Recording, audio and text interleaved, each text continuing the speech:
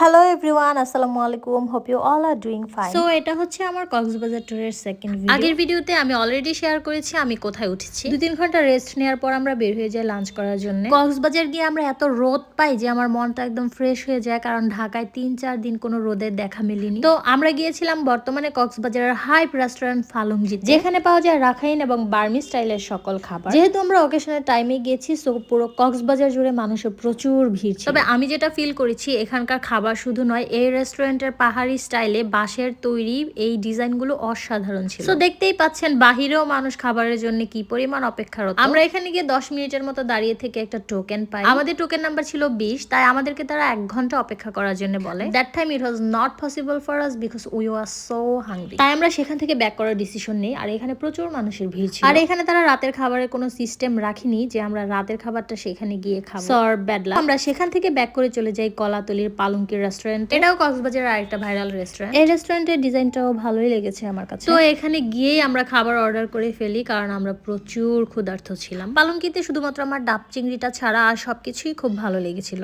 লাঞ্চের পর আমরা একটা জাফরানি রাবড়ি জিলাপি খাই, এটা একদম বেস্ট ছিল। সেখান থেকে ব্যাক করে আমরা একটা লম্বা ঘুম দেই, এরপর রেডি হয়ে আমরা নিচে যাই। তখন অলমোস্ট রাতের 9টা বাজে। আমি আগের ভিডিওতেও বলেছি এই রিসোর্টের লবিটা অনেক বেশি সুন্দর, that's why we took some pictures. এখানে আমি আবরারের সাথে অনেক মজা করছিলাম, আর ও এমন একটা কিউট বাচ্চা, সে সবাইকে নিজে থেকে হাই হ্যালো দিতে থাকে মাশাআল্লাহ। আর সে তো আমার সাথে অনেক বেশি ক্লোজ হয়ে গিয়েছে। যেহেতু আমাদের রিসোর্টটা সুগন্ধা বিচের পাশেই, সো আমরা বের হয়ে খুঁজছিলাম কোথায় ফিশ বারবিকিউ ভালো খাওয়া যায়। বারবিকিউ খেতে খেতে অলমোস্ট রাত 12টা বেজে যায়, so we enjoyed a lot.